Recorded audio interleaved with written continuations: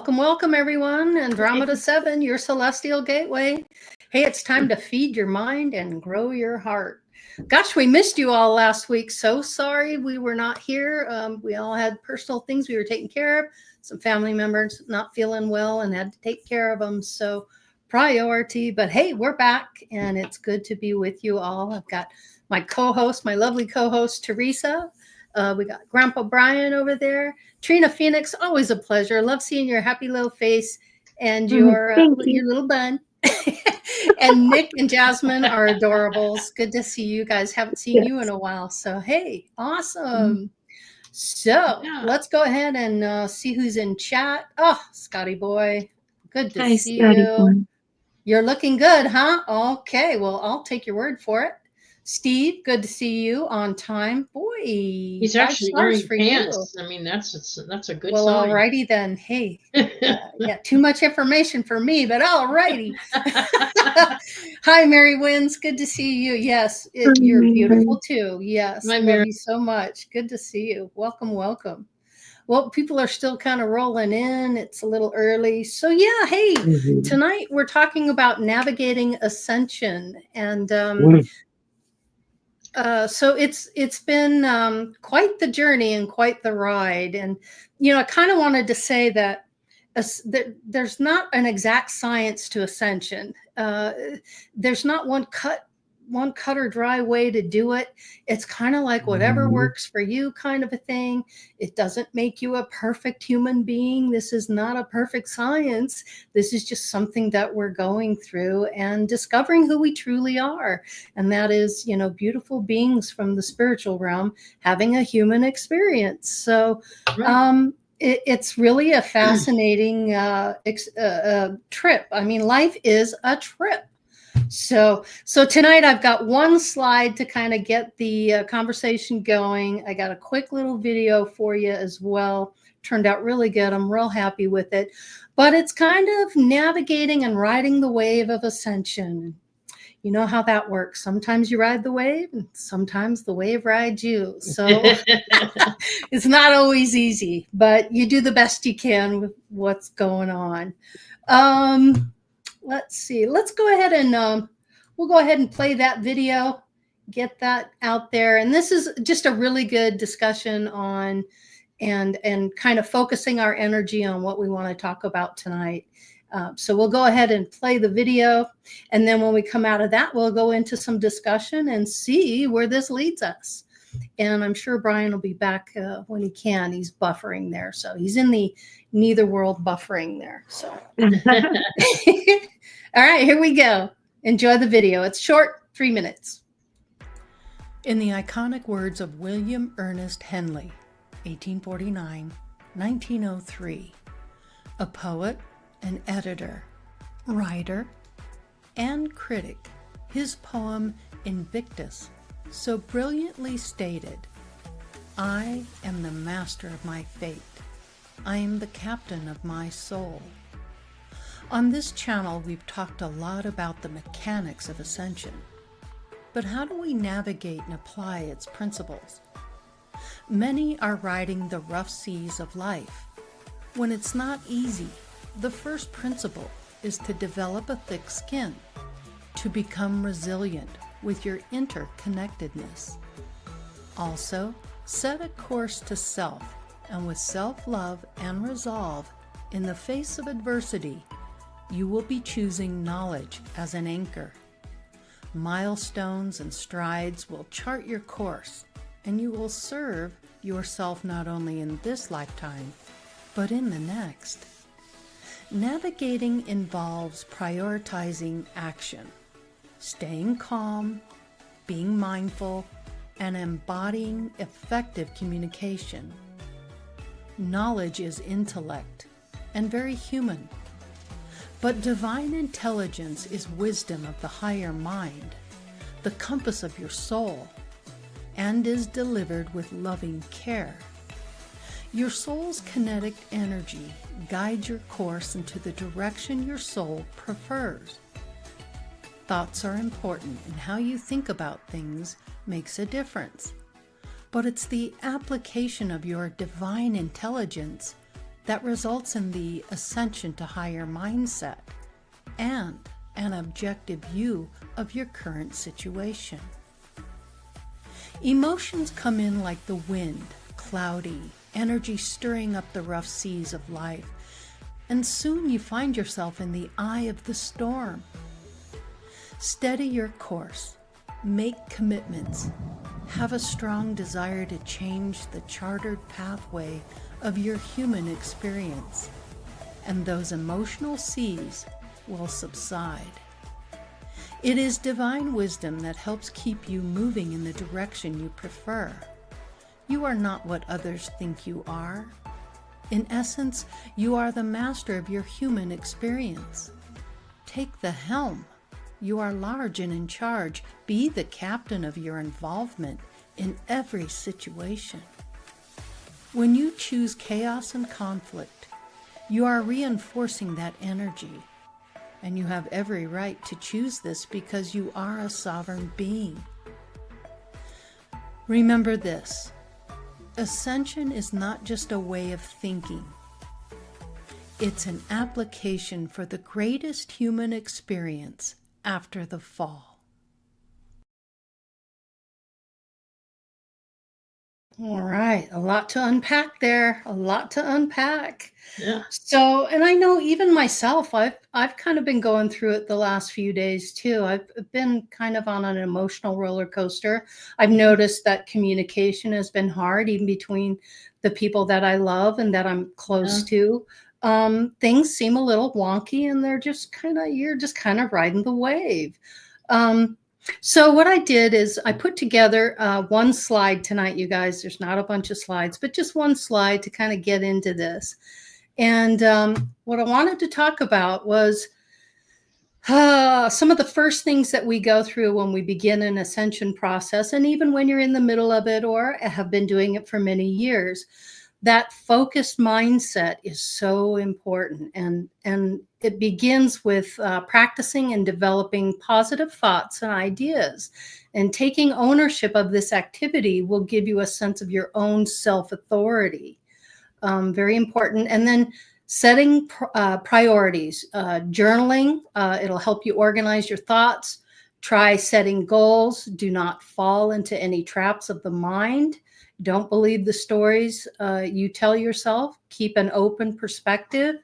I know that when you're going through something, you're seeing it from your perspective. It's difficult to know what other people are going through and how they're seeing the situation. And they may have it wrong, and you may have it wrong, and there's always room for misinterpretation. And then you're not getting the full story, or you're filling in the gaps by telling yourself a story that may not or may be true. It's hard to say. Develop self-care and love. Be mindful of your own self-care. Create time to spend with yourself along with journaling. Take a look at some of your habits. Do you have something you would like to change? Maybe your diet, exercise, or even attitudes. Replace them with positive habits. Assess your physical and emotional well-being, and change the things that you don't like about yourself. Make some changes, and you can do it subtly or you can do it all at once. It's entirely up to you. Practice truthfulness. Here's a big one. Practicing being honest and truthful with yourself and others. And you know when you're not being truthful with your words and actions. If you can't be honest, maybe just don't go there. And then another one that's really important is this emotional maturity.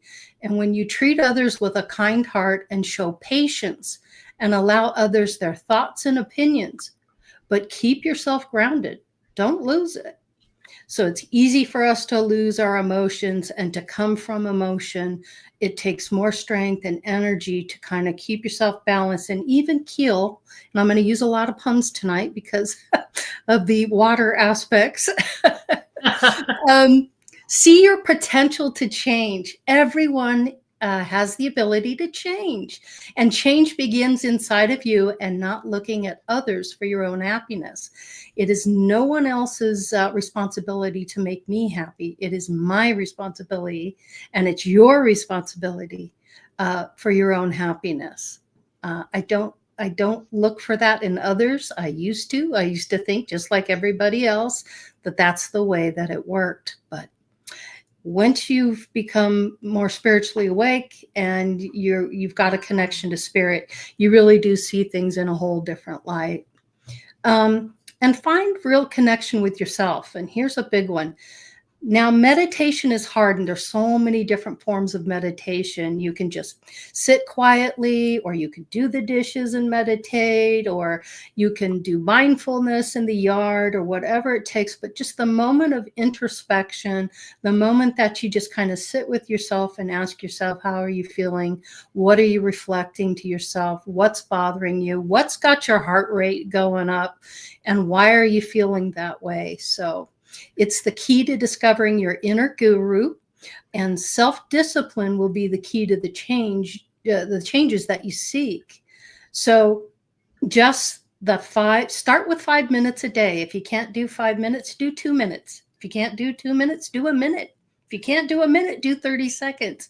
But just gradually work yourself up to it, and pretty soon 10 minutes goes by, 15 minutes goes by, and 30 minutes, and you're like, wow, I was gone. So, and then the last thing I wanted to talk about was the communication factor. And this is extremely important. It's probably the most important. And without effective communication, you don't get the full story, and you don't tell the full story. So communicate with others so they understand where you're coming from, because when you don't communicate, it makes it difficult, because you don't know where they're coming from, and you want to keep putting your own spin on the story. Well, this is what they've done in the past. This is how they've always been. They're doing this and that's what's going on.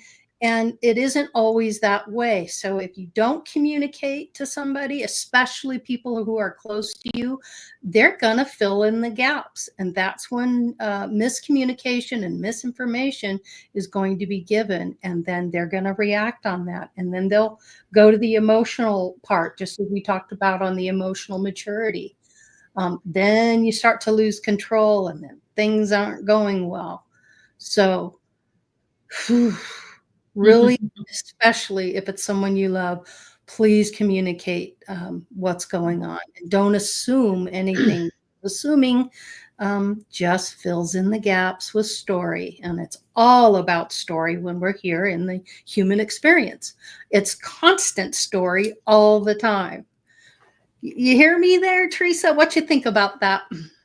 I hear you loud and clear, and I'm guilty of it.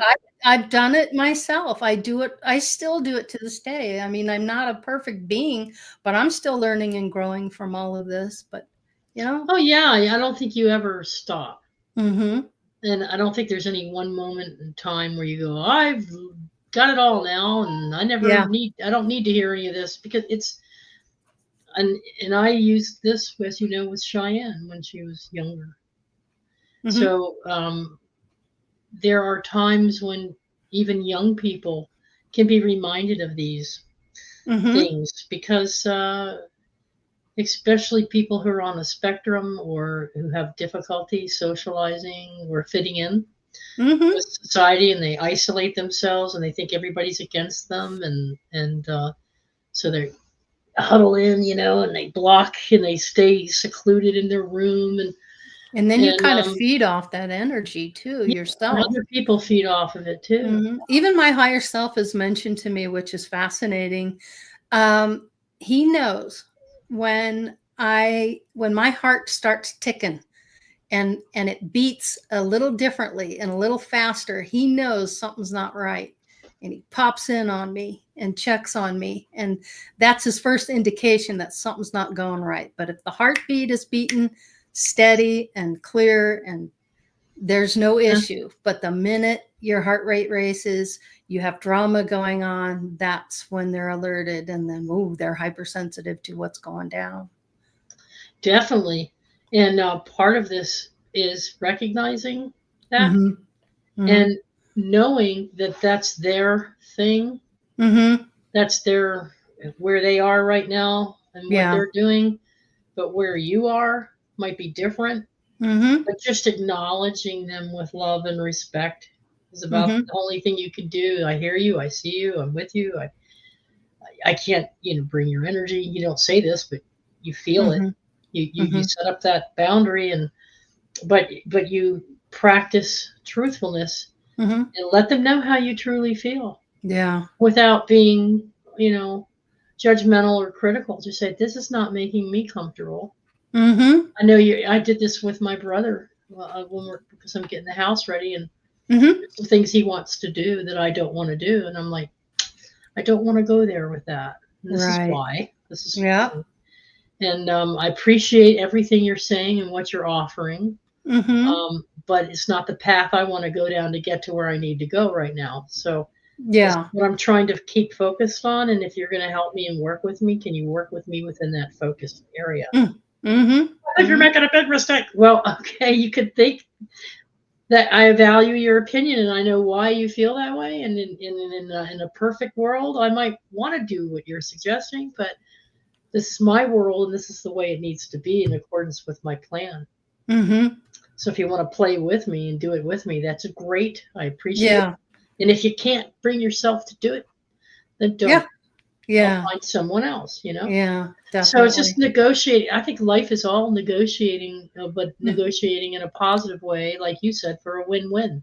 Yeah. The other day or yesterday or today, you negotiate for the win-win. Yeah. But you just have to recognize in spiritual development that the personalities of the individuals involved, they're all different and unique, and they're all on their own journey. And so they have their baseline knowing of who they are.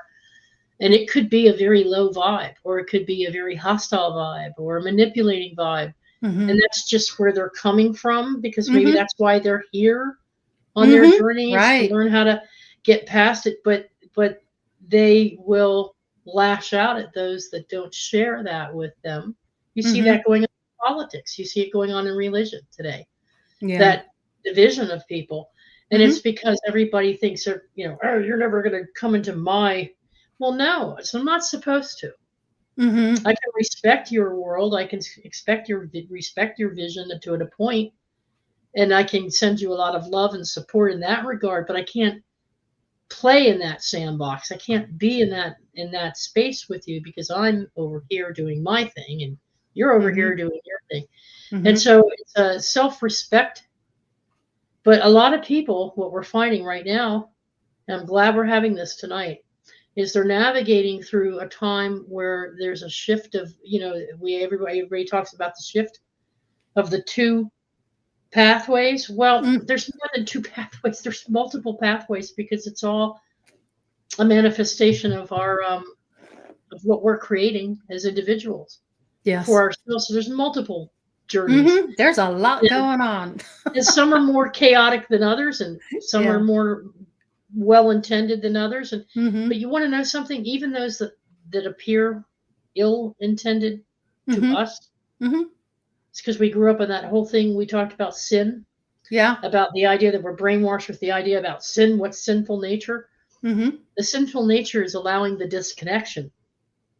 The sinful nature is not the sin as we know it today, but it's actually what it was originally intended for when they first talked about it. And that's the feeling of that you're not living the purpose that you were here to do, and respecting everybody else's as well.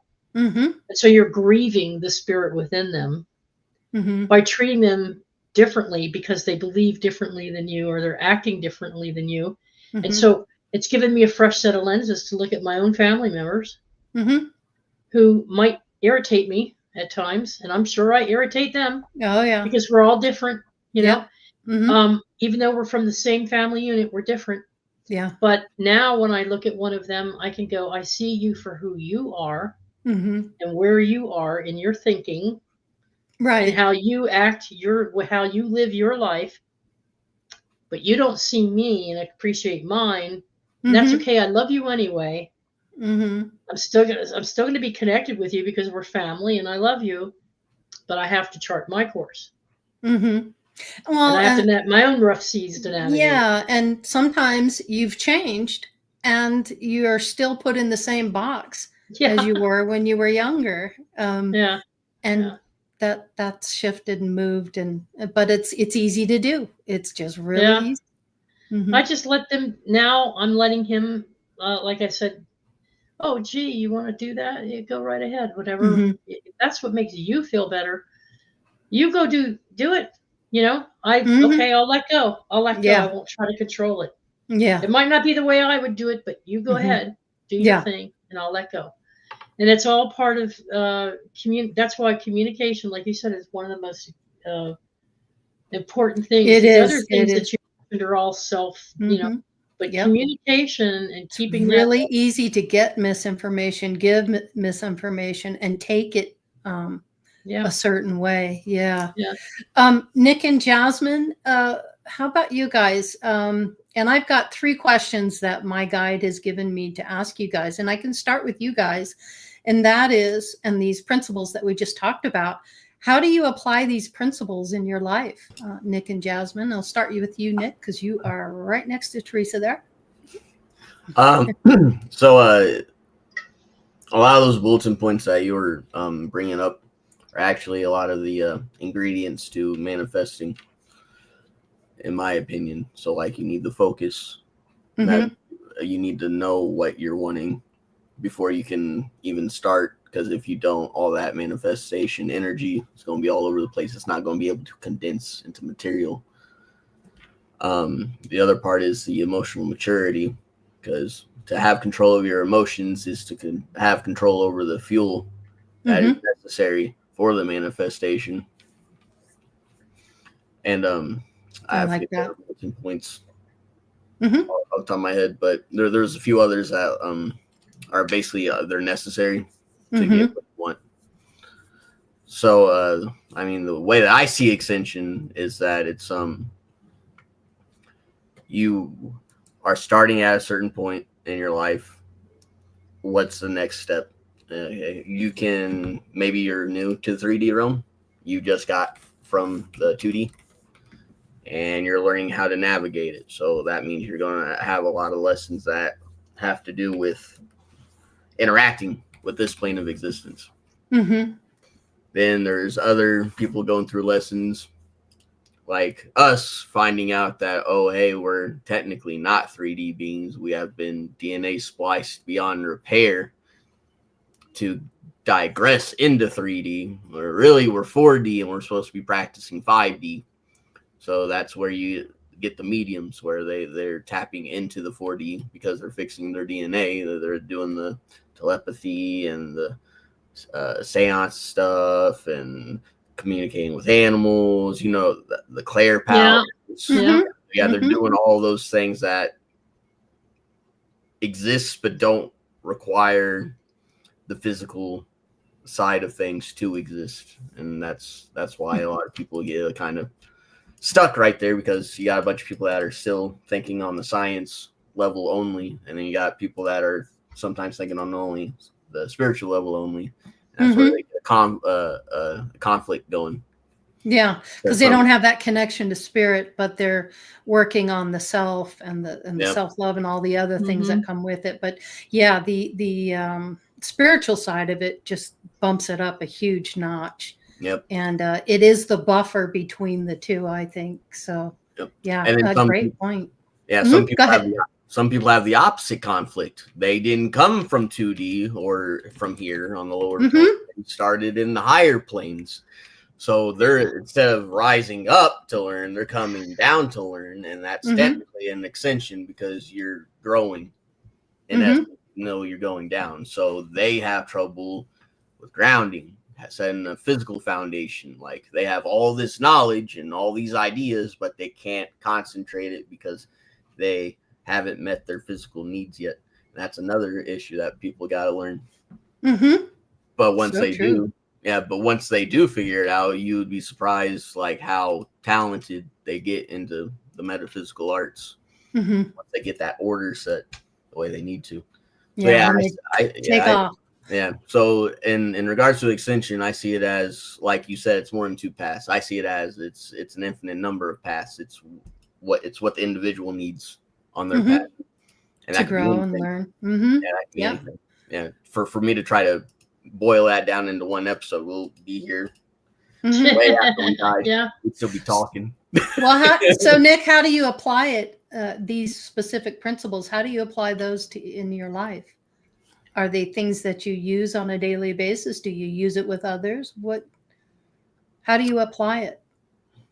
I mean, yeah, I apply it. So, like, for instance, lately I've been hyper focused on the physical side of things. Mm-hmm. I would like to study and finish the episode that I'm making for everyone here, but when life throws one thing after another, like back issues or car needing fixed or like work slamming me, so when I do get downtime and exhausted, I gotta accept that for what it is and be like, okay, gotta be patient.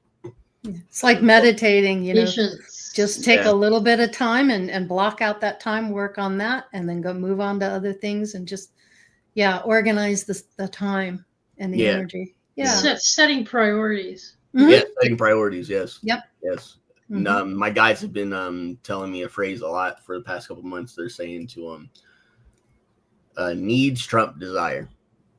Needs trump desire. Yeah, that's actually pretty true. Mm-hmm. Interesting. If you've got a project going on and there's multiple things, I mean, I got hit on Thursday with everything unfolding all at once, and I was like, hallelujah, praise the universe.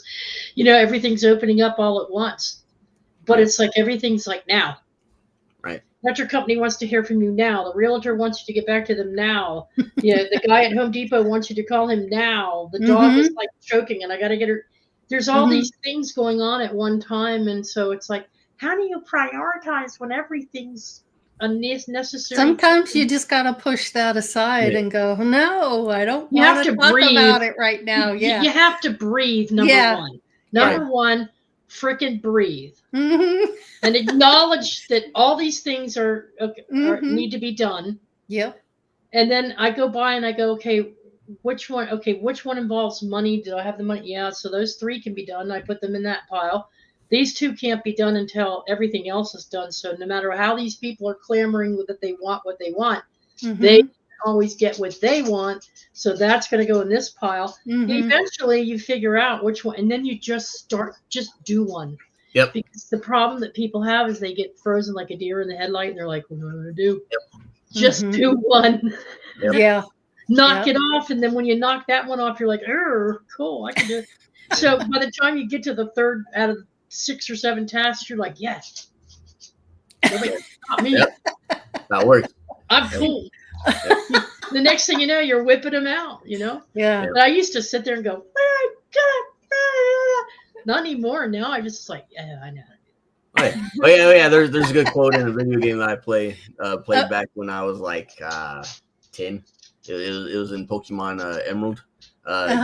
It's the NPC says, focus on one thing at a time, otherwise all the things are going to focus on you. That goes describing, and it's very true. You want to do one thing at a time, otherwise you're never going to get anything done. That's true. Very true. So me on an individual level, my foundation is with Hermeticism. I've come to find that the teachings of them gives you a very good like master key on how to navigate life. It teaches you how the rules work, basically, like with that one with the play the game episode. It's similar to that.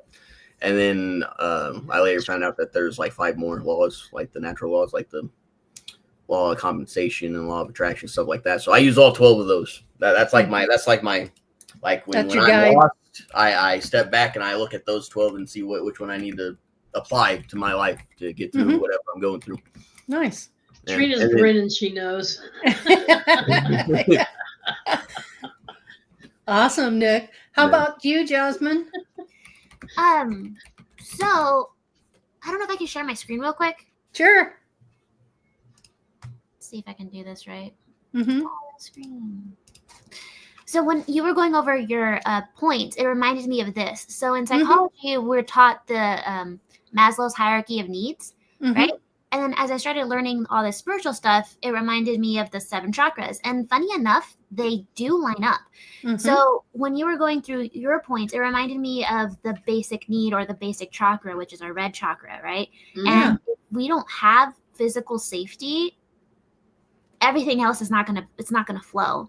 So how your chart was saying, to be honest with yourself, you have to be honest with yourself on all three aspects of you: mental, physical, spiritual, emotional.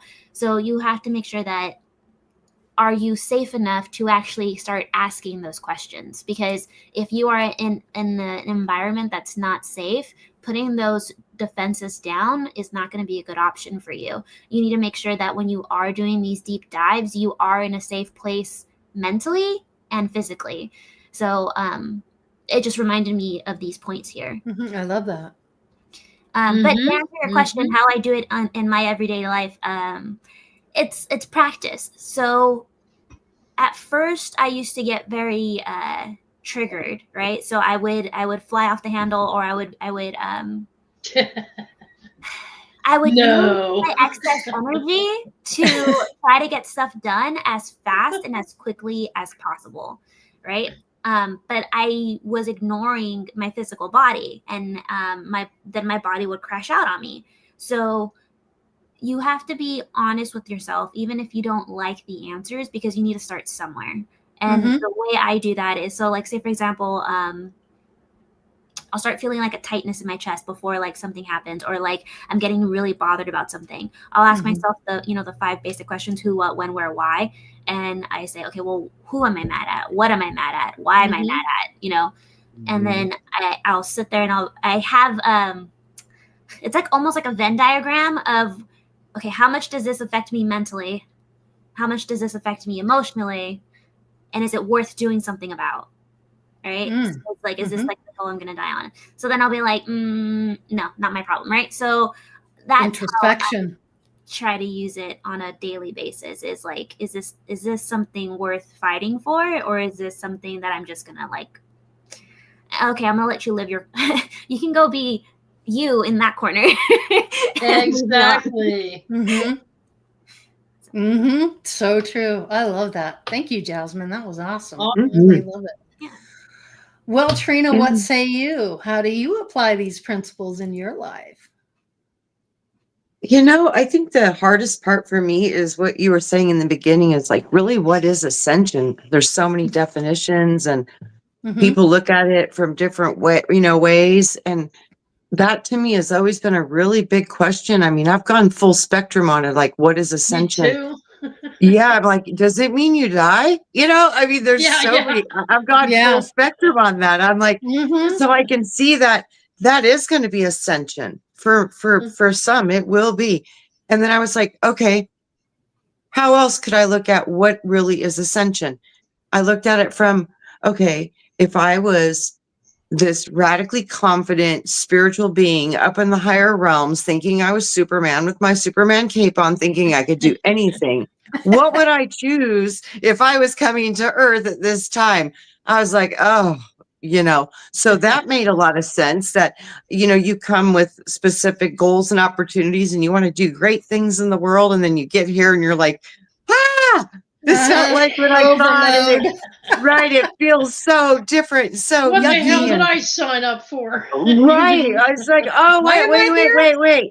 And then I went to, okay, well, I can look at all that. And then I went to, okay, well, what about the ascended masters? Because ascension, ascended, there should be a lot of keys within the ascended masters. And I looked at the ascended masters and all the things that they do. And I thought, yeah. And then it came back to the whole process of ascension is going to be unique to every single individual. It's going to be your own path, your own purpose, your own needs, your own desires to express, grow, and learn within the confines of your own soul. So within that, I thought, okay, so it's going to be a unique experience for all of us, but what would I want to experience if I was ascending? And I thought, well, I would try to learn how to control my emotions, my behavior, myself, through practice and discipline to become more like the ascended masters. I would learn how to work with my energy body. I would learn how to work with my physical potentials of, what does ascension mean? Does this mean reset? Does this mean global cataclysms? What are the bigger pictures of ascension? Because it seems to me ascension and transformation And resets are linked. Oh, Mhm. yes. Well, Absolutely. I think it's a vibration. I think really ascension is just a different vibration. It's like ascension is right here.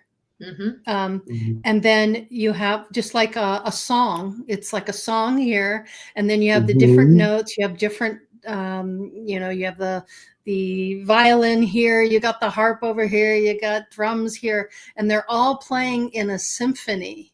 Mm-hmm. And it's whether or not you're lifting the vibration to that way of thinking. So it's just it's really difficult. When you're to really- sad, the music is a sad song, and when you're Yes, filled with yes. bliss, you're It's- playing the mamba, baby. Yeah, yeah, So yeah. your sound, which is the symphony of your organs within your own Yes. being. So the outside is actually the inside. And I think a large part of ascension for me was, how do I turn the inside out? Yes. Yes.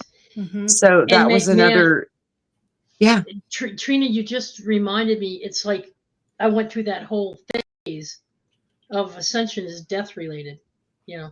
Oh yeah, thinking But that you have to ascension die is, to get there. yeah. Mhm. But to me, it's become more and more a state of being. It's ascension is you're ascending to your higher mind, your Yes. divine intelligence. Mhm. Not relying so much, and Nick's going to jump on this, and so is Brian, but it's like it's not just about using the gifts of logic, reasoning that your human brain and mind operates in the world to survive and work through those chakras that Jasmine was showing us, but it's a divine intelligence. It's a deep knowing and understanding and recognition that you're more than just a human, that there's so much more to you than just humanness, Mhm. and that there's something that's greater than your current thought of everything in your immediate situation. So it's something not outside of yourself, but deep within. It's a power. It's a deep, powerful knowing of how you want to be perceived, how you want to live the quality of your life. And so ascension to me is just a different way of looking at the world. And the most key part of it is kindness and compassion. And it never used to be. I used to be more of a, duke 'em out kind of Oh, person. you're not seeing it my way? Well, here, you're going to see it my way.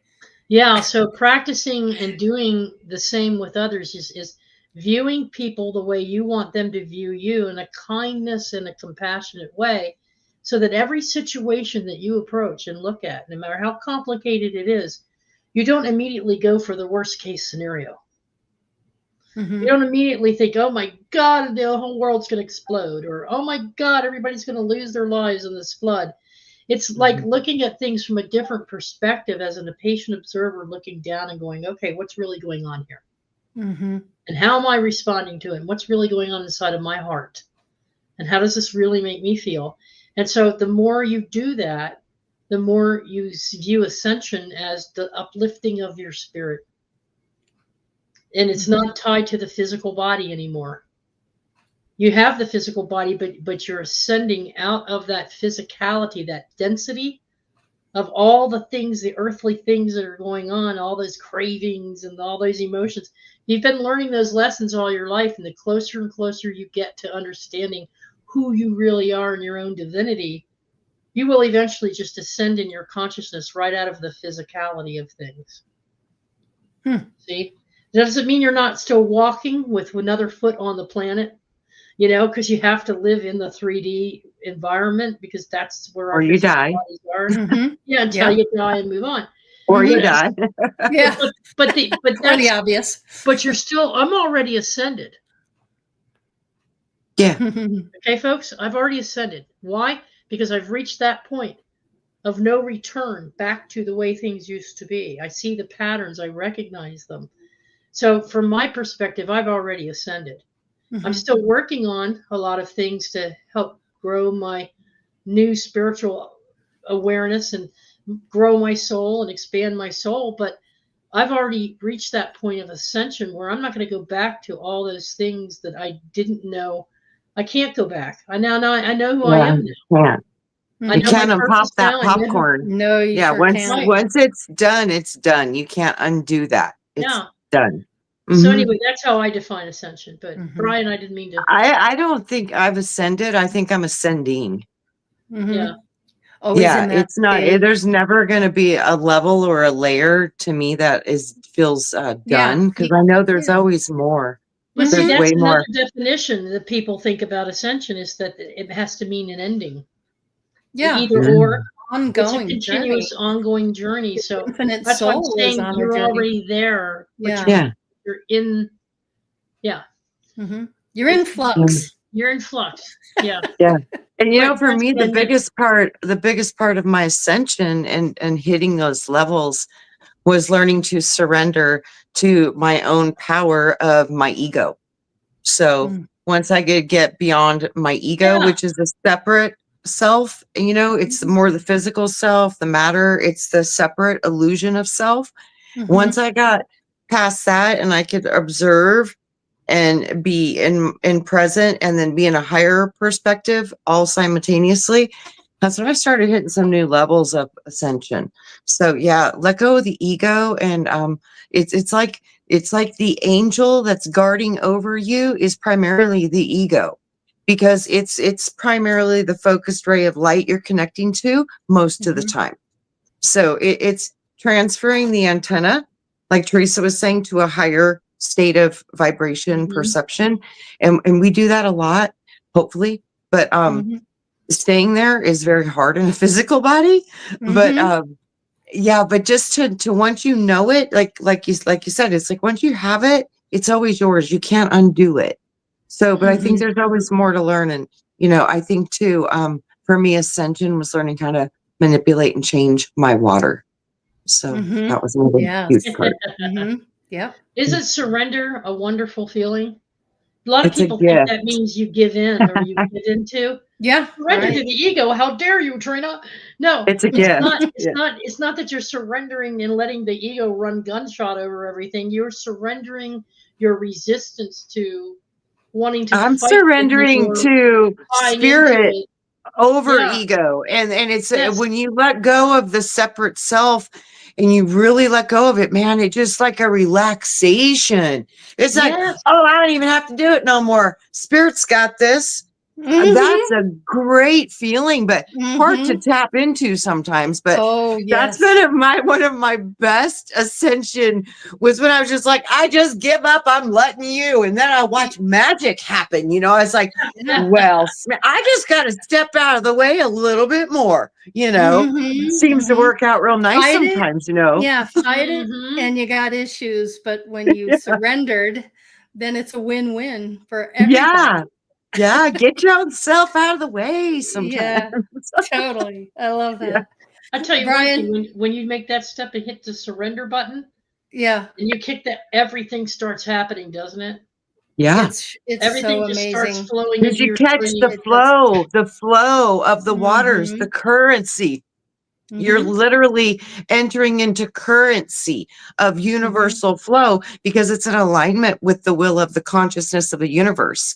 And when Yeah. anytime you're cooperating and participating with that flow, yeah, that's when you just get to kick back on your sailboat and say, oh, isn't it pretty? Yeah. Right on. Well, even Bruce Lee says, flow like water. Be like water.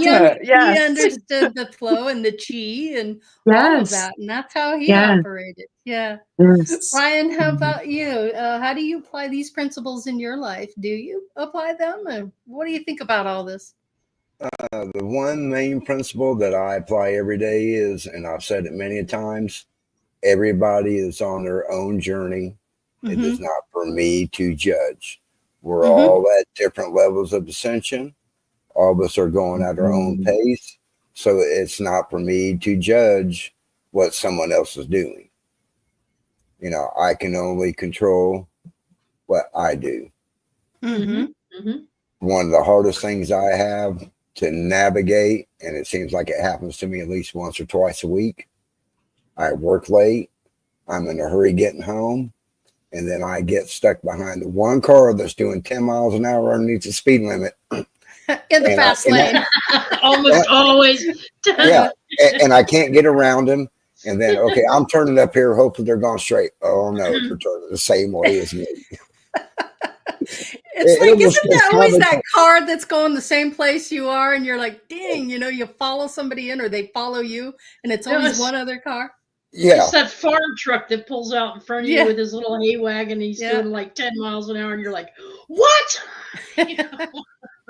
exactly. But then, you know, as soon as that's over with, then you're back up to the right, because I'm back thinking, all right, I'm almost on the Luna, and there's the best part of my night.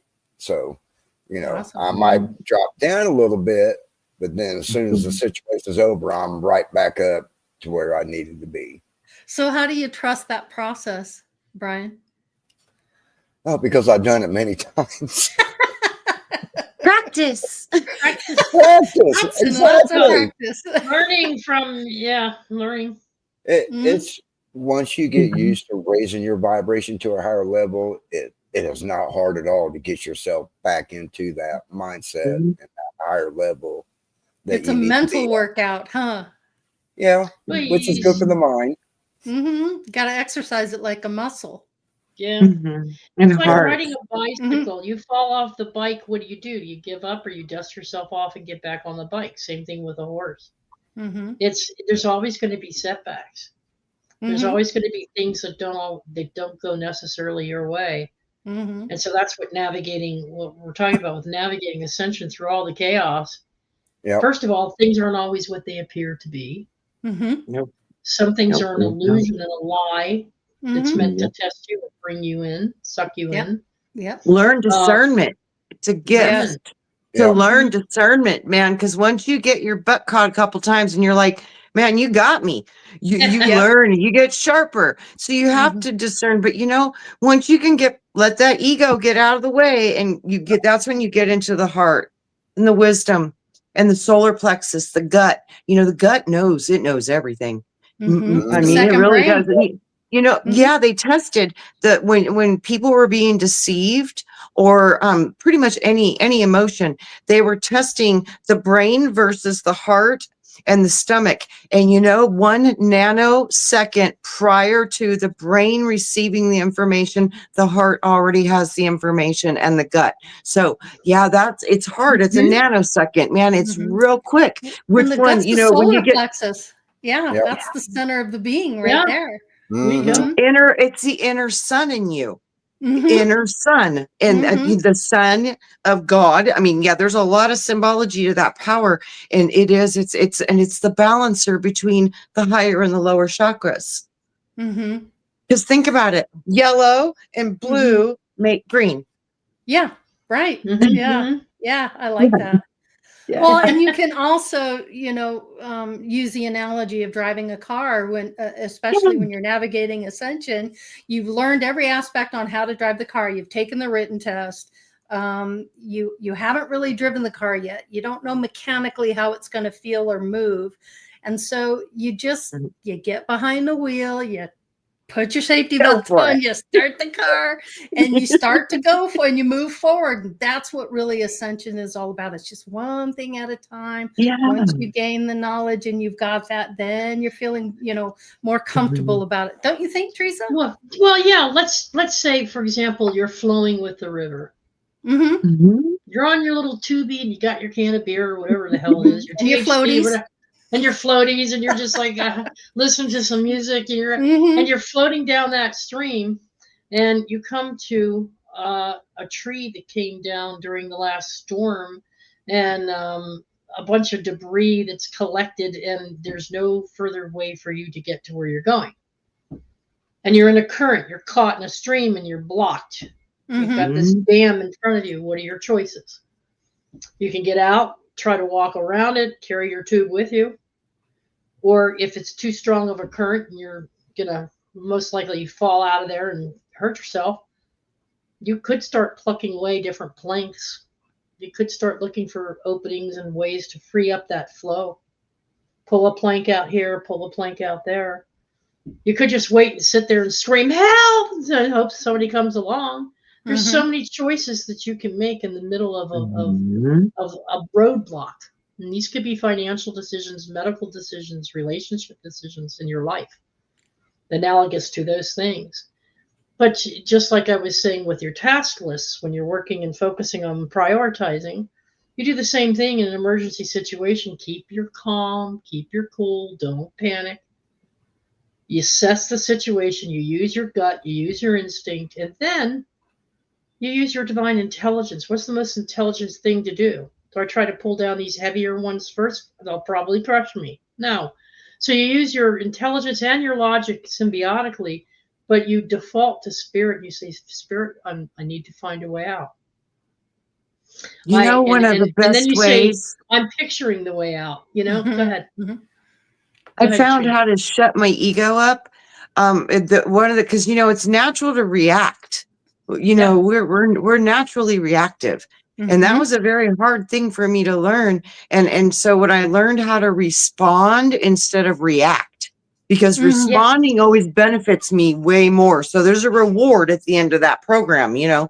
But I had to learn how to respond instead of react. And that was a thing that took a while to learn. But that's a very powerful ascension tool, because if you just, when something hits you, you immediately want to try to fix it or respond or whatever. Just stop 1 second. Sit back and breathe. And just take a deep breath and say, okay, how could I respond to this the best way possible? And it shifts the whole program of thought and emotions and reactions in the body. But it's just got to catch it that moment. Like Brian said, he can do these things easily because it's practice. Wow, it took me a long time to get that reaction into responding. That took a long time. And sometimes I still fail, but most of the time I can do it. And that was huge for Ascension, because I got to hear from my higher self rather than my ego just wanting to fix it or make it better or react like, no, you know, my turn on the slide. Yeah. My turn on the slide. Right.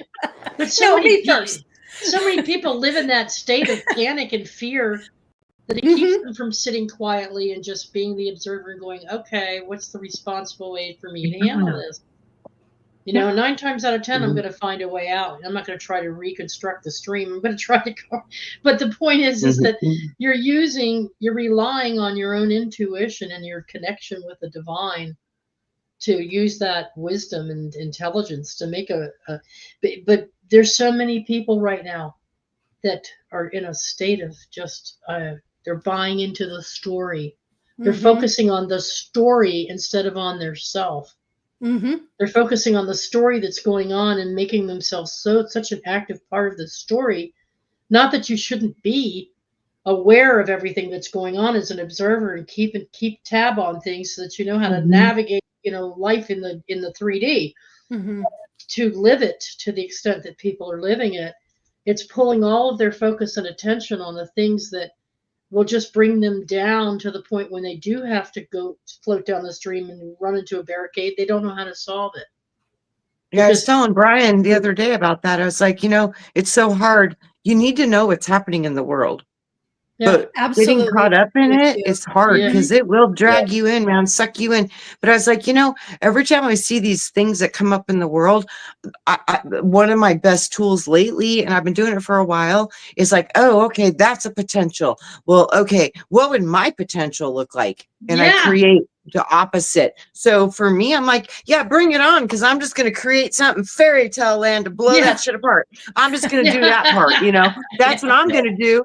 I'm going to do that. So every time I see like stuff, I'm like, ooh, but I could see us winning if this happened and this happened and this happened and this happened. And who knows, maybe this and this could happen too. And wouldn't that be cool? You know? So see your vision and don't let this world program our water anymore. Did you guys know? But Trina, is there not a trap there? There is, but did you guys know that every image that's going through the AI systems requires water? Well, that's fascinating. No. Did you know that one image, one image, like if you wanted to create an image for you, it takes like 7 liters of water for one image. So what does that tell you? The only reason this quantum is working because of water. What are we? We are water Water. bags. 98% or something. No, So we're 60, this is about again- 60% 67, on yeah. average. Yeah, this is again, this is what we already are. We are already what they're trying to duplicate and replicate. Mhm. We are So- ugly bags of water. Oh, yeah. I think Remember I that? like them. I think they're cute, We are but that's ugly okay. little That's my bags of opinion. water. No, going back to what you were just saying though, because as you were describing, there's a trap that we set for ourselves sometimes and aren't even aware of it. Laurie We're caught me letting the other ourselves be day. programmed. She caught me the other day doing it, and that is stop trying to work the process so much. In other words, if you sit back and you're an observer and you're going with the flow, you're not trying to get in there and manage. I'm still very much a project manager. I'm very much a logic-based person. I worked in computer programming and It's analysis. natural to want control. I'm a data analyst. It's I'm used to natural to want to controlling be in and control. Yeah, writing the code. If that's this, the hardest then that. thing. It's the hardest thing to let go and not try to be the controller in the situation. Mm-hmm. Because once you start doing that, then you're trying to force that timeline. It's okay to I've been learning that it's You're okay just for me putting the to see the obstacle possibilities Yeah. and hope for the possibilities. And I like that one. And I really like that one. I want to live there and I want to do that. Oh yeah, I really like those. But the more I focus on them, because there's this big thing in spirituality about being a manifester. You're gonna manifest this by thinking it over and over and over and over. Okay, there's something to be said for some of that, but I find for me, the more I try to take a square peg and fit it into a round hole, I'm building resistance instead of just surrendering to the possibilities and seeing them as an observer and going, oh, those are all things I might like to. I like that in particular, that would be cool. Hey, universe, I like that one. It lets you see what you prefer, what your preferences are. Your wants and desires are one thing, but your preferences are important. And so you're communicating, hey, I have a preference for certain things, but I'm not trying to make them happen. I'm not trying to physically make them happen. I am by moving forward, by keep moving. You see, I don't know where I'm going to end up in out west. I know what I want. I don't know what society's going to bring about. I just know what I'm doing to make it happen, and that is to pack up and do. Hey, Sophia, pack up, do this, do that. I just keep moving. Yeah. But I'm not trying to say it's going to be exactly like this and it's going to be exactly like that. And when somebody says to me, what do you? I might have preferences, but I'm not going to try to manage myself to get an exact match, because then I'm letting myself up for. You're setting yourself up for failure. Set yourself up for failure. Yeah. That's all I'm saying. Hi, Sophia. Welcome. Hi, Sophia. Jasmine, were you wanting to say something? I just I wanted thought to so. say that Ascension is kind of like, it's a balance between control and surrender, because you have control of your life to make these differences and to be a better person, or to challenge yourself and want to do better, right? But then you also have to be self-aware enough to know when to let spirit take over, or when to let your higher self take over. You have to be able to know, okay, I set the goal, right? Now I'm gonna leave it to you guys to get me there. And it's like, I wonder what they're gonna choose. There's so many different paths, right? Like, the way I try to see it is like, as much as there's a different personalities, that's how many different paths there are. And one's not better than the other. It's just suited for that person and for that type. So yes, it's about control and it is about surrender, but it's knowing when to do which one. I agree 100%. I like that. Thank you very much. That's where that discernment comes in. Yes. Yeah, right. There's the discernment. Yeah. There's our sister. Hi, Sophia. How are you? It's good to see you. Long time no see. What's up, dude? How are you navigating Ascension, my dear? Gracefully. Big time. Because when I'm navigating, certain levels of understanding, enlightenment, different degrees of this earth walk, it's about self-care, taking time to defrag the downloads, because the deeper you get into anything, the more gentle I feel we should be on ourselves, because we're in a culture that can be like, you have to do it this way, you have to do it right. If you're doing it this way, you're doing it wrong. Well, in my opinion, the path of ascension can vary wildly from person to person. So being mindful that you're being kind to yourself in the process. Yeah. How do you trust it? I would say communing with the energies that are part of my co-creation team. So there's natural trust that's built in there. When you work with familiar energy, there's trust is built, respect is given, trust is earned, and it's over time and situation. That's how I build trust. Is making it or breaking it. You're either building it or breaking it, one or the other. So, yeah. So true. Mm-hmm. How do we receive benefits from them? How are we receiving benefits for making these changes? And going back to the chart here, setting your priorities, developing self-care, practicing truthfulness. How do we receive the benefit of that? I mean, how does that work? I feel like there's a lot of benefit. It's kind of like what Trina says. You stop being a victim. You stop being, oh, woe is me. Life hates me. Oh, woe is me. I was handed a like. You stop having excuses and you start actually seeing, hey, you know what? My life's really great. If I wanted waffles today, I can have waffles today. You know what I mean? And lots of syrup. I want waffles And fruit. Yes. It sounds like such a cop-out, but I will say it until I can't say it anymore. But mindset is everything. It is. It is. It really Well, what do you is. guys think of this? The last, Courtney says, the last Airbender cartoon taught me that ascension is detachment. Well, that's true. Wow. That's true if you want to take the Buddhism route. But like we were saying, there's always more than one route. Yeah. There's more than one route. Yeah. When I saw because I know the anime that you're talking about from the last Airbender, and Aang, you know how Aang said that he couldn't let go of Katara at the end, but he was still strong. Because I feel it's about being aware that there is a choice, that things can have power over you, or you can choose to be in power. So I think it's just being aware that you have a choice, and that these earthly attachments don't have power over you and what you choose. I got a really good question here from chat. Pa Joe, anybody I love this question. My question is, what are we ascending from? And then he says, if we don't know where we are from, how can we know where we're going? Good question. I'll get some of that action. All right. All right. So what are we ascending from? My interpretation to that would be limited mindsets, poor programming, remembering who we truly are, and releasing any negative thing that either happened or was put on us.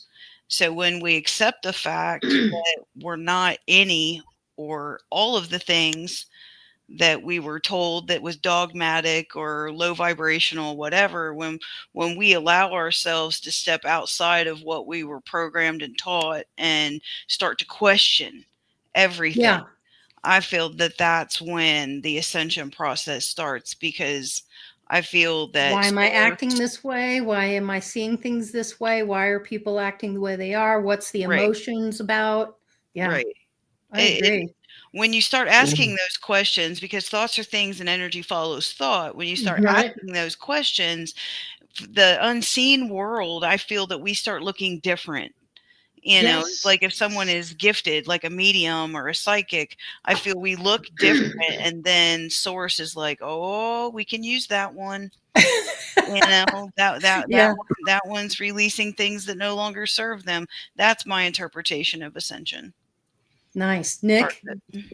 Okay, excellent, Sophia. So this is my interpretation of Pa's question. So how I did it is, you have to take a step back look at how life is interacting with you on a personal level. So for an example, for me, I realized that I was a pretty important figure back in the day. I was getting like hit with past life stuff. And then I found out one of my biggest regrets was when the continent got exploded and sunk into the ocean. So what am I doing in this life to improve upon a disaster like that? Well, right now, I am evaluating everyone that I was working with to see if they were part of the backstabbing group or if they were actually in my corner to trying to, live the dream that I was envisioning. Like, were they helping me with my dream as I was helping with theirs, or were they just using me? That's a lesson I'm starting to learn. And another way how I found that out is because I was very naive with my friendships. Like, in my head, when I saw someone that's my friend, that was it, like full loyalty, like no questions. You trusted everything. Yeah. And then I had to realize that that's how my ego perceives it. That's not how everyone else's ego perceives it. But just because I view friendship as that doesn't mean they feel the same way about it. True. So that's when I had to start evaluating. I'm starting to see who's actually in my corner and who's not. So the people who are actually in my corner, I hang out with a lot more than the ones who don't. So I feel like it's kind of like what he's saying. Like, ascension is a step after awareness or being awakened. Once you are awakened or aware of your surroundings, of who you are, of like, because I feel like a lot of reasons why people are not aware, or why we say people are not awakened, is because there's a lot of disassociation that's happening. There's a lot of crappy stuff in the world that people don't want to be here for. So people have, alcohol, sex, video games, books. There's a lot of different routes for drugs. Exactly, and drugs. So it's like, how much of these people are actually present-minded in the here and now to be able to even look at themselves, to be able to look at their partners, to be able to look at their lives and be like, hey, I like my life, or hey, you know what? I kind of want to change things, or, that's the thing, is that you have to be aware or awakened first to know that you have a life and that life is worth living and you have choices. To then be awakened, to be like, all right, well, last week I tried having apples and bananas and then I had fish. That was not a good combination. Let's try something else, like like pizza and anchovies. Some people like it, some people don't. Pineapple and pizza. So it's like, I always say that there is no right answer or there is no wrong answer. It's basically whatever makes you feel the happiest about being alive, as long as you're not hurting yourself and hurting someone else, because then that you just need to see someone for that. Well, and it's not to say that you have to walk around and be in bliss all day either. Yeah. That's why. And your head's floating around like a balloon and you're just disconnected. That's not what we're saying here. That's why I was bringing up my personal thing with Pa, because I was trying to show him, I'm like, if you like study yourself, you can start finding out why you're actually here and what you should be working on. For me, it's the naivety part. Right. Or like how Grandpa Brian was saying how he gets road rage. I get road rage, but it's not going to be a switch. It's not a switch. It's not a cure-all. It's not a fix-all. It's a habit, and it's a muscle that you have to work out. Once you start tipping the scale of like, oh, I've been doing this 20% of the time. It's like, okay, great. You were at 0. This is perfect. And then you start going into 30%. And then you start going into 40%. And you're like, hey, you know what? This is easy. I'm going to try something else. Then, you know what I mean? It's like, they're different levels. There's a progression. Yeah. Trina, you had a comment? Yeah. I love his question. I thought his question was beautiful. Where did we come from and where are we going? That's for me, the whole thing of ascension was learning that, like, where I came from is a concept of we, and where I am now is a concept of me. And I'm ascending back into the we while incorporating a me. So I think that is the definition, is the blending of heaven and earth as one, the higher realms of you, the higher parts of you with the physical lower parts of you, and integrating them to where they're both having a participant and a presence in this existence. So for me, where did we come from? We Where are we? Me. And where Me. do we return? We. Right. And we're here to be an individual. We're here to be just us or you. Yeah. Yeah. Yeah. Yeah. So you're saying ascension is giving up one belief for what you think is a better one. I used to think that, but now I don't see it's a matter of giving up on one versus the other. It's seeing all the possibilities. Expansion. Ascension is Exactly. expansion and seeing that you don't have limits, whether it's your Mhm. ego self or your soul self or Mhm. your human self. You've awakened to the fact that there are so many choices and possibilities, and it's just a Mhm. journey Oh, of I choices. love this Yeah, comment, yeah. Steve. I don't see it as giving up on your beliefs. I see it as obtaining new information, expanding on it, and then reinforcing and giving it refinement on the core belief that you already had to begin with. Right I on, love what Steve. Thank Steve you, Nick. says. Yeah, you ascend every time you gain a bit more understanding of who you really are. That Yeah. is in a nutshell. Yeah. That's Yeah. it. I Yeah. like that. Yep. I like it a lot. Yeah. Yeah, and Yes. then in Me that, too. it's also knowing that multiple truths can be true at the same time. Like, Right. you have Yeah. no idea. Mhm. This is a stupid example, but like back when we were barely dating, we would get in arguments about like, well, you were wrong, well, you were wrong, right? We were always trying to figure out like who was wrong and who was right. Sure. Mm-hmm.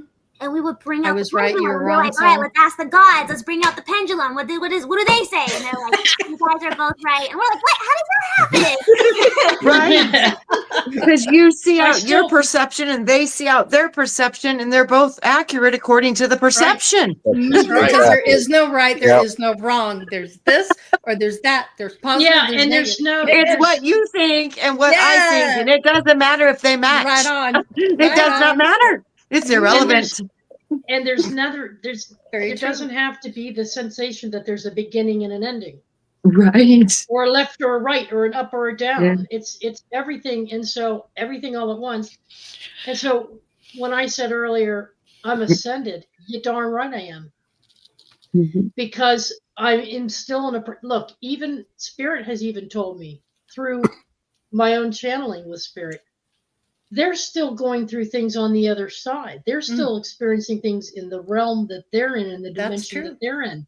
Mhm. They're still learning and growing and expansion. Mhm. So using it as a past tense is not what I meant. What I meant is once you reach that awareness, and once you have these discussions like we're having and acknowledge that there's something other, there's me and then there's other, and then there's oneness. And once you come into that, you have reached that point of ascension where now you can communicate on a different plane than you used to. Mhm. And you can improve the quality of your life and maybe even help shine some light for others to help them see your light. So I had already seen Laurie as more of an ascended being. I've seen Sophia as an ascended being. I see Trina as an ascended being.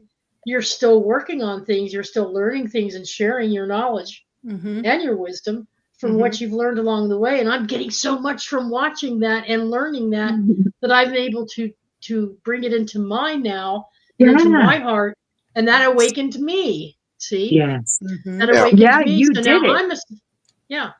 So Yeah, ultimately you did the work. You did Yeah. it. You That's right. made the Nobody can decision. do it. You You got to decided. do it. That's Yes. right. And yay, Just learn- yay, go learn you. through don't want example, any you of know? this, you don't have to do it. You can just Yeah. stay in 3D, live out your Yeah. life, continue to do what you're doing. It's all Yeah. good. Yeah. Got mad respect for you because maybe that's your path. But Oh, yeah, I want yeah, more. I want more. The simple life tends to be actually closer to godhood than a lot of people realize. Because, like, you know, people that are like trapped with desire, that's always going for power, always going for money, et cetera, et cetera, et cetera. You know, those are the real people that are going the wrong way. If you're cool with just, you know, having a simple life, you know, attending to the farm of the land, like you're already like there at divinity. Like, because nothing's more dangerous than a man that doesn't desire anything. So Yeah. Yeah. Awesome. Fascinating, isn't it? It's just all very fascinating. And don't you find it interesting that the more you learn, the more you want to know? You're just like, you're just suddenly you're a sponge for all of this knowledge, and you're watching every YouTube channel you can see. You're just absorbing all the information, and yeah, it's an incredible process. It's been one of the most profound processes I've been through in this lifetime, and I know that's why I'm here. I know I'm part of that third wave, just like Dolores Cannon talked about. I'm here to up the vibe. I'm here to make social changes, and I've done that throughout my life with not just the ascension thing, but who I came here to be as a human being, as a person, and how I functioned in society, the business I ran, and how I dealt with people, and doing it with integrity, and putting out a really good product, being proud of my work, being a good employer, caring about the people who worked for me, that kind of stuff. So yeah, it's just, there's so much involved in all of this. So it has been quite the experience. Don't you agree, Sophia? You feeling that too? I do. I do. As you were talking, I was impressed with be what you want to see in the world. You know, be at that frequency, be the change you want to see, vibration, be at that action. Yeah. And explore. You know, we're down here to learn. I feel when, at least this is my persuasion, part of ascension is recognizing who we are and our capability to manifest, and knowing that thoughts are things and it's our choice. You know, what thoughts we entertain, what thoughts we rebuke, because it does have an influence, and it does spill out to the people around us. So you're influencing others just by being who you are. Right. Right on, Courtney. It's that right simple. on. Yeah, it's that simple. Right on, Courtney. Fascinating discussion. Good statement, Courtney. Here's a little something. Another piece of this was to Laurie's chart. Laurie, it's been a while since you showed the chart, but let me put this back up for you real quick. Yeah, because there's been a lot of people that have joined us since then. Yeah. One of these things, let's see if it's find real connection with yourself, communion. Okay. Finding meaning is another one that I was coaching her on. We might not always understand or appreciate everything that's going on in the world around us, and we don't need to. Because trying to understand everyone and everything else pulls us away from our focus. And it's exhausting. The things we decide we prefer. So, yeah, it's exhausting. And as we discussed, it's far more important that we find a sense of value or personal meaning and purpose, you know, in our specific and unique life, things we care about the most. So what I was trying to tell her was, don't lose focus on who you are and what you want. Don't be so concerned about whether people accept you or not, or agree with you or not, or believe in you or not, or they just want to pull you down. You know, find your own meaning and purpose, and then gratefulness and authenticity.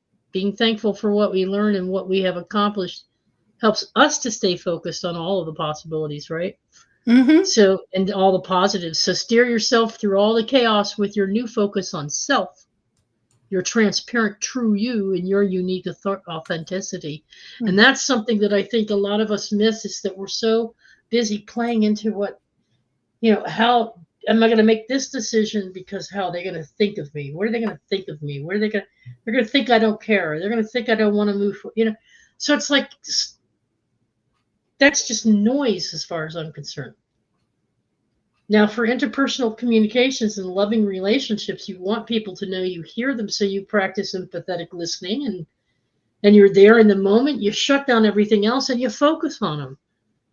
You turn everything else off and you focus on them. You don't have to be doing how do you feel? Oh, yeah, sure. That doesn't really communicate to people that you're really divided attention. Yeah, it's like, just because you can doesn't mean you should. I mean, you know, some of you have wonderful divided attention skills, but if you want to be in the present for the person and really see them and hear them. Okay, you want to really see them and hear them, so that they understand that you care. And that just opens up a whole sea of possibilities in terms of how you can work with a person moving forward, and they can see, but to be grateful for who they are, and to love them for who they are, respect them for who they are. And they might eventually start, and like honoring you back.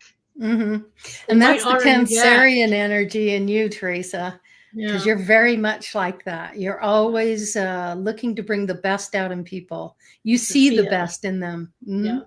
Go ahead, Sophia, Sophia. you had your hand up on that. Mm-hmm. Yeah, it just goes back to the beginning and back to the center.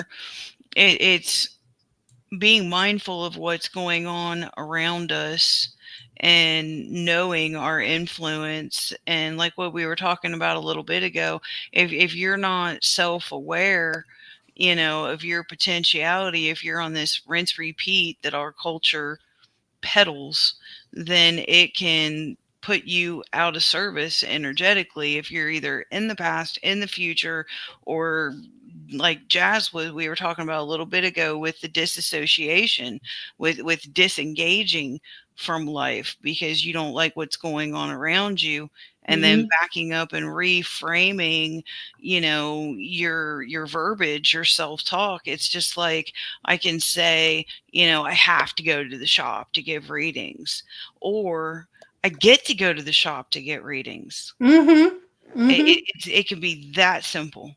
Sure. As far as navigating ascension and interaction within, because you can't give it if you can't hold it. Sophia, do you find yourself kind of burning yourself out, that burning the candle at both ends sometimes with that? If I did not employ the level of self-care, that yes, it would be easy to burn out. But I look at it this way. I have no idea how long I'm going to be down here. And now that I'm actively not destroying myself and making people around me miserable, I'm employing, I guess, what would be called like a pay it forward. It's like Spirit was looking out for me when my proverbial head was not on my shoulders, like that. Yeah. So now I do my very best to be present and to be mindful and to love, because without the law of love, that's what all the laws hang on. So yeah, you have to take care of yourself. You have to know when it's like, oh, it's time for a nap. Yeah. And balancing the body, the mind, and the spirit so you can be efficient. Yeah. Serving. So true. So true. It's been a long day, guys. Sorry. I hope Brian's got his. Oh, that's great. Go ahead, Brian. Gets little finger up. Brian's little finger goes, huh? Yeah. Well, like Sophia was just saying, observe what is going on at the present time, but don't ever be attached to the outcome of it, because the outcome may not be what you want. So yes, that's what I was saying just earlier. observe. Yeah, don't be attached. That's what I was saying earlier. You're Good trying point. to control the process, and it's like surrender to the process and go with the flow, and you'll get. I have found that I'm getting an abundance of what I need, and all this time I didn't truly. I understood the concept of resistance, but I didn't realize to the extent of how powerful that final surrendering is. Resistance is futile. Yeah, it gets you nowhere. It's like you have to remember not to get attached to the outcome, because the way I look at it is like my spirit team or spirit knows a lot. They can see a lot more on the playing field than I can. So I always leave it to them like, hey, this is the goal I want, whatever's in my highest and best. But you have to keep in mind that whatever the outcome is that is what's best for you. As long as you believe that, that's what's best for others too. It's always helpful to put that little adage in there. Yeah. Not only what's best for me, but what is ease. best for all involved. Yes. Yeah. Because if you don't add grace and ease, you might have to learn a hard lesson, and that's probably in your best. So yeah, you can get your ass kicked. That's what's going to happen. Yeah, it's going to get handed to you. Yes. I had a medium that gave me the audacity to wear Moldavite. I looked at her like she was crazy. I'm like, no, I'm not wearing that. I would like to share a brief story with you. Okay, and then we'll we'll come to the end here. Okay, we'll do our final thoughts after that. All right. This will be mine. I guess this will be my final thought. Okay, no problem. Okay, is that okay? Yeah, sure. And then I can absolutely leave way for everybody else. Sure. This is good. Okay. This just happened. Laurie, it's about the realtor. Okay. Okay. So I had a realtor in, and it wasn't exactly what I expected. Nice guy. No, good person, but wasn't what I wanted or expected or anything like that. So Laurie and even my brother had said, why don't you call some others, get some other opinions, get some other people in there. And I was like hesitating. I was like, yeah, I don't know if I want to go through all that. I don't know. And I asked Spirit. I just went into my 5-minute morning meditation, and I'm like, connect me with whatever I need to know. What do I need to know today about this? Because I'm feeling like I'm not making progress, and so I really need to get the right person to work with on my journey here. And or there's going to be further delays, and I'm going to miss out on opportunities, and blah blah. I'm like, okay, no, I'm going to surrender. I'm not going to go there. I'm not going to speak like that. I'm not going to go there. Help me. Just, I surrender to you, to the flow. Whatever you bring my way, just please guide me in the right direction. And they said, and Spirit came in and said, pick up the phone and call such a realtor. And I did. I called that realtor. And they directed me to a woman who lives around the corner, or who works the next town over from me. She lives in my old neighborhood, pretty much grew up there, in the same neighborhood I grew up in. And it turns out we share the same DNA, same type of DNA from her origins, her Greek origins, and my Italian origins, and Greek, and where the families lived in the different societies back in 300 AD, you know. And as I'm talking to her, I'm realizing, because her expressions and personalities are what I see in my visions of another version of myself back in those times, a different personality, one of my other lives in linear time, back in linear time, but is happening now, right? So she's really a reincarnation of an aspect of that higher self that I refer to as Phyla. So she's actually an higher version of yourself. She's an aspect of a higher version of my own self.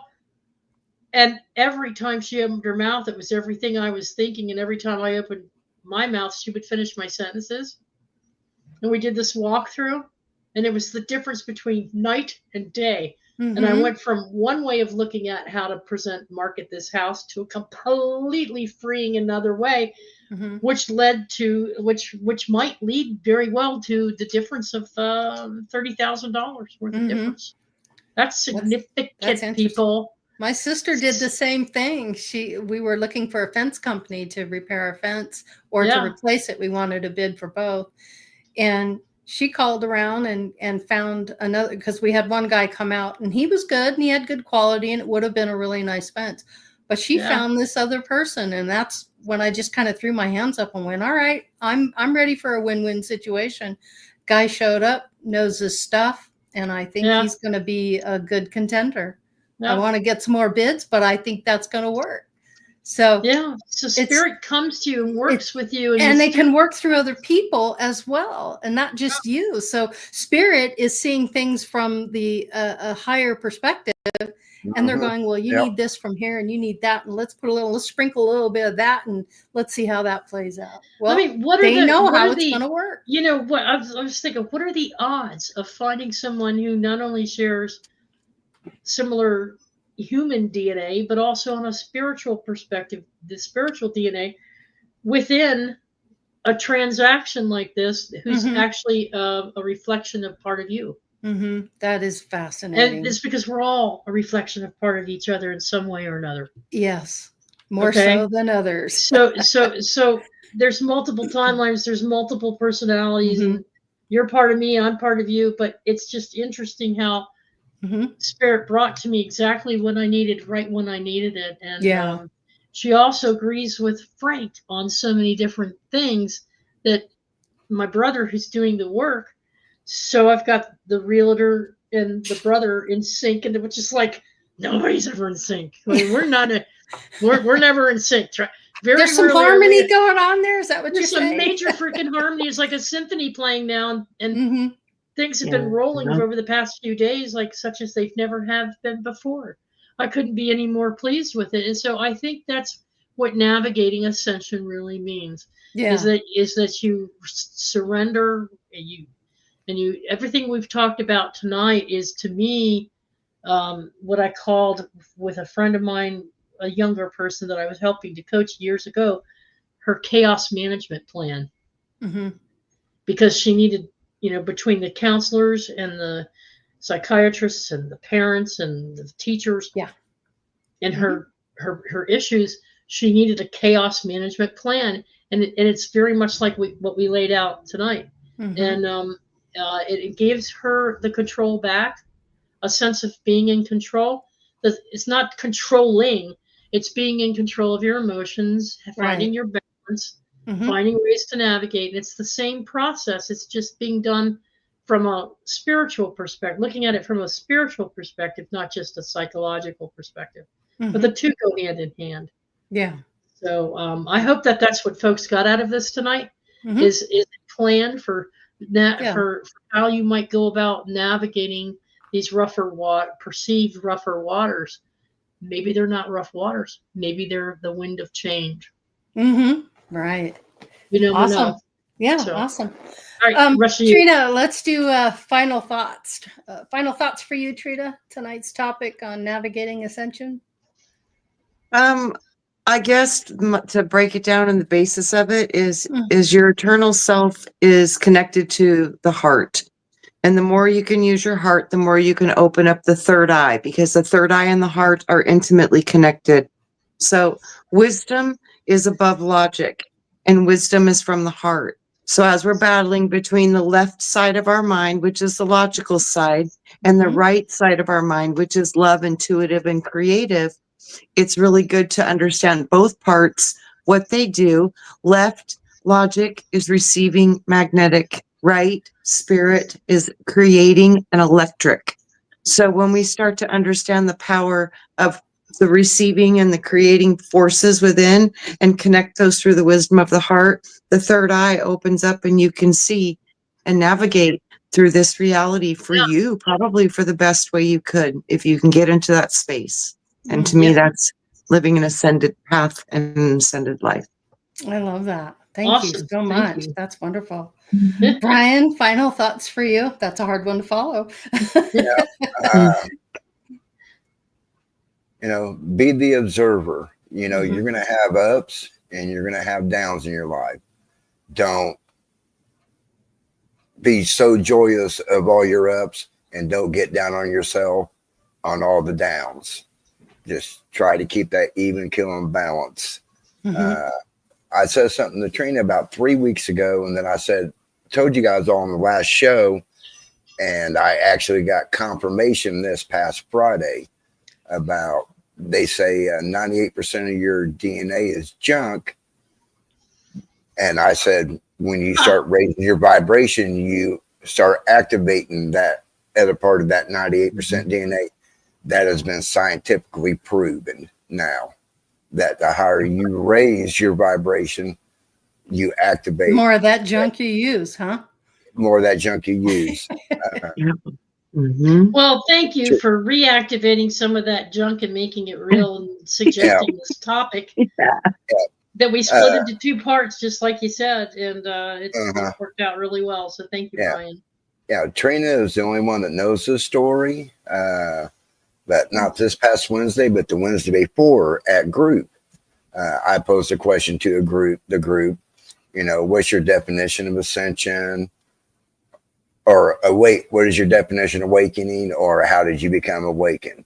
When they got around to me, I kept talking, and I just kept saying, it's inside of you. And every time I said something, I said, it's inside of you. It's inside of you.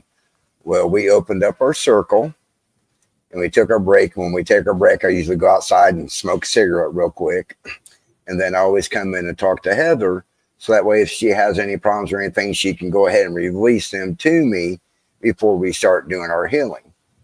Well, we get back to start doing our healing. And that day I had to dig up the yard because sub pump was acting up and back flooding into the basement. So I didn't do any drumming. So I was just like, all right, I'm just going to sit and do a little meditation. It's cleared my mind. First time ever, Jesus came to me. He's like, you got it. I can't believe what I've been trying to tell people all that time. It's all inside of you. You got it. You got it. And you just kept telling me over and over again, you got it. We were kind of conversating on how everything is inside of you. It's just getting inside yourself and finding it. Do the Know work. thyself. Know Exactly. thyself. Yeah. But it's kind of cool. He was getting the whole DNA and the blood correlation and why the life is in the blood and how his DNA is Oh, alive yes. and the higher vibrations activates the new codes. And he was like, I was like, wow. That's cool. Really, Well, wow. It was Wow. a- Oh, wow. It's surprising how deep it goes, because it even touches like on the Bible, how the Bible says that blood is sacred, right? But then there's all those and TV shows about how like you transfer memories through blood. Like even in the video game with Assassin's Creed, it has to be through blood. That's how you travel. Past lives, if you're in the same Yes. bloodline, passes through Yes. that way. That's exactly how it works. Yeah. Yes. Yep. Yes. Yeah. Yeah. It's all inside of you. Awesome. Thanks, It's all Brian. inside of you. I know you came in a little late, Sophia, but you got the gist. Yeah. Yeah. And it's all really hopeful information, because at first the ascension process for me was a little bit of chaotic because I was doing it by myself. You know, I didn't have That's tough. a group of people like this. You know, it was me and my journal, you know, me and the old book of shadows, you know, carving a path through it. And I would say it's easier if you have a group of people, or at least one person that you can trust to voice your experience. And I have seen enough to know that each day is sacred in its own way, because we don't know how many we will get or how many we've already spent. So navigating ascension is a process. It's sacred, it's powerful, and it's a privilege. So if you're awake and you're going through an awakening process, document it, because then you can self-validate. I mean, if you feel safe enough to do so. So if you're, you know, rainy day looking back through the book of shadows and being like, whoa, you know, I did that. So you can self-validate and be at a higher frequency to be of higher service, I would say. So Awesome. I love that. Yeah. That's tough for people that, you know, make sure you find like-minded individuals. That's why we do what we do here, is to kind of help bring that energy out to others and bring them in and share what we learned too. And I think, Sophia, I think you're absolutely right about what you said about finding a person or two that really inspire you and help you. And there's been so many on the journey that have had a little role here and there. There's always somebody significant, you know? Yep. And it doesn't have to be necessarily a guru, but you were most fortunate to have Terry Ryan. When the student is ready. yeah. Did we already talk about that? No, we haven't yet, but we've immortalized him here on our videos. But you were very fortunate to have both Dalibor in your life and Terry Ryan. And so go ahead and make if you would like to say something.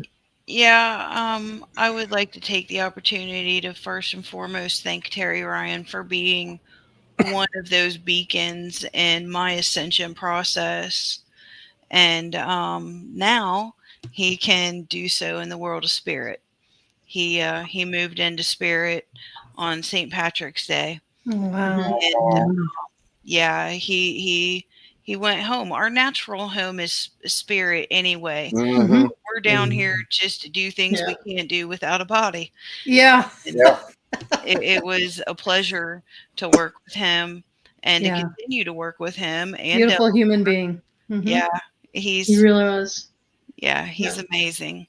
But having at least one person to help navigate, or at least to converse with. And that's part of the reason why I chose to emerge out of my perpetual Zen den, you know, with all my books and chocolate and documentaries. You know, that's where I chose to heed the call to Camp Chesterfield and all my relations and Andromeda 7 Celestial Gateway, is because we weren't meant to do this on our own. And if I can ease one person's whatever, dude, put me in, coach. Spirit, let's go.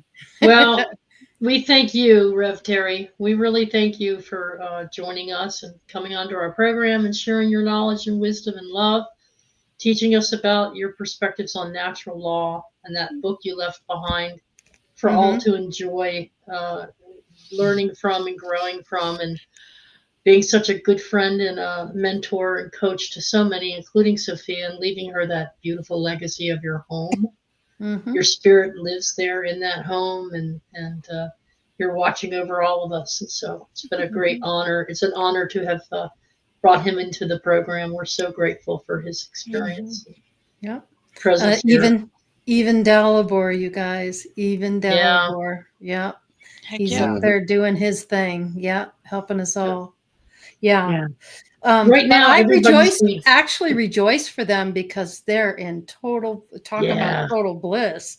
Oh, they're in the healing realms. They're going through all of that. Life is good for them now, and they've returned. They've done their work, so their job here is done. But it is people like us that carry that on and continue the work. And Sophia, you're doing the very same thing. You're continuing the work. The baton has been passed to you, and you're taking it with great stride and love and in your heart. Yeah, so, definitely. Good job. Yeah. So many are being called or have chosen this time not only to be here, but have chosen this time to exit. Yeah. If you take a look at everything that's been going on with the weather patterns and the things that have been happening, and we know of several people in the spiritual community have moved on. Yeah. And they chose this time. I'm here. I've helped as best I can with this shift. Now it's time for me to move on to my next set of purposes and goals. And so you'll see more and more being called into action, we call it, because what's happening is once they move over, they become part of this energy field again. They can enrich us and bring us their wisdom back into our various aspects and become a higher frequency vibration of our own self. And so we have that much more of a team behind us in the unseen world. So it's important to have your team here. It's also important, you need them all. You need them all. You need them all. Yeah. Let's get final thoughts with Jasmine and Nick. Jasmine, go ahead. You go first. Final thoughts on today's topic. Final thoughts on navigating ascension. To me, it's almost like navigating self-reliance, self-doubt, like a lot of it starts with the self, because at the end of the day, the only person that you can control is yourself. So you have to make sure that you have, like, if you had your own manual, like how would that look like? You know what I mean? Or are you being so reactive that you're just a puppet, and like the world knows what you will react to. The world knows how to bring you down. Like you know what I mean? It's so easy to be negative, and it's so easy to look at the bad stuff. But if you think about it, it's kind of like if you just change just that word, like Sophia was saying, from have to I get to, or I want to. You'll end up seeing how that will shift everything. And it's like, oh, I get to take out the trash because I have my own space. Wow, look at that. You know what I mean?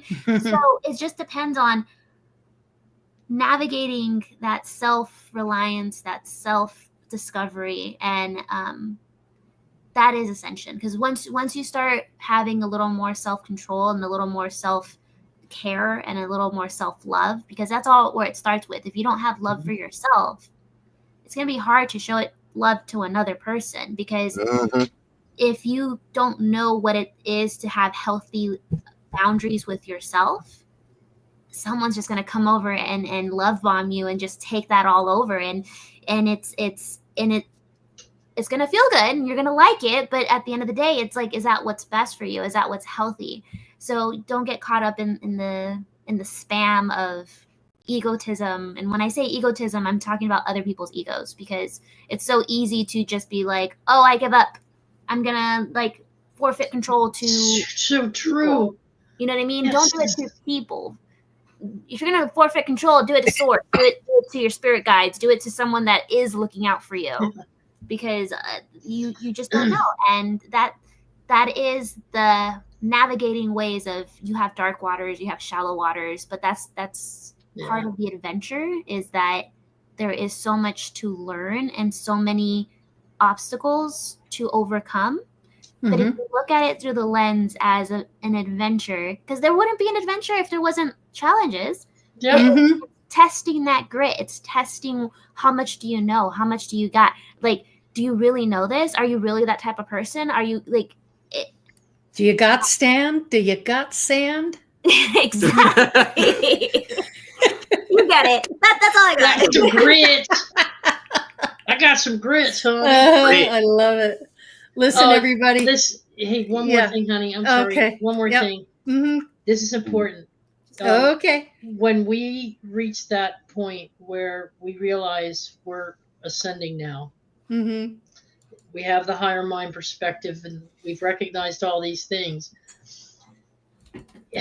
Don't be surprised that certain people that you interact with don't look the same anymore. You don't feel the same way about them. You don't see them in the same way. Have you ever noticed that?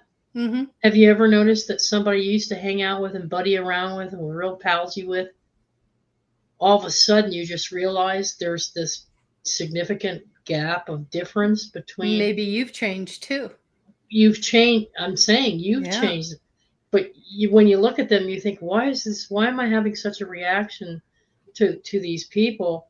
And it's not a bad reaction. They just don't look like somebody I recognize anymore. During this shift, not only have you been changing and uplifting your spirit, as I think a lot of us have, they've been feeding into more and more of the things that they're taking their focus away from their own self-development, spiritual growth. So they're being pulled into the dimensionality of a different, denser dimension. And so there might be some disconnect there initially, or you might be feeling like, wow, this person's just not the person I thought they were. Or, wow, this person's really showing their true colors now. See how that all sounds like judgment?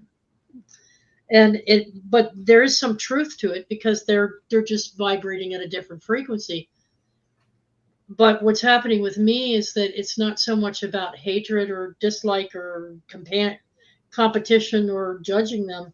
It's recognizing that they've chosen a path and they're on that path. And unless they come to me specifically and ask for help or say, hey, I really want to do something here, I want to change, then I might help them, ask some questions and start working with them.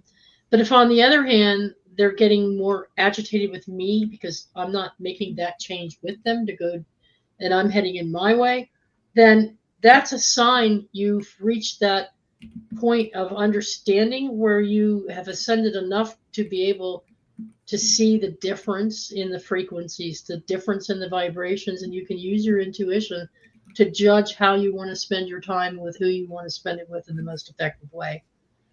But a lot of people have come to me and said to me, I don't understand. I don't have the same feelings for this person anymore.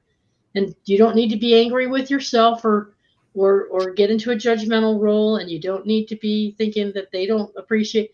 It's just that they're different, because the shift in the planet is different. The shift in society is different. And the shift within you is different. What do you say about that? I mean, I'd like to give Nick his opportunity to have his final thoughts.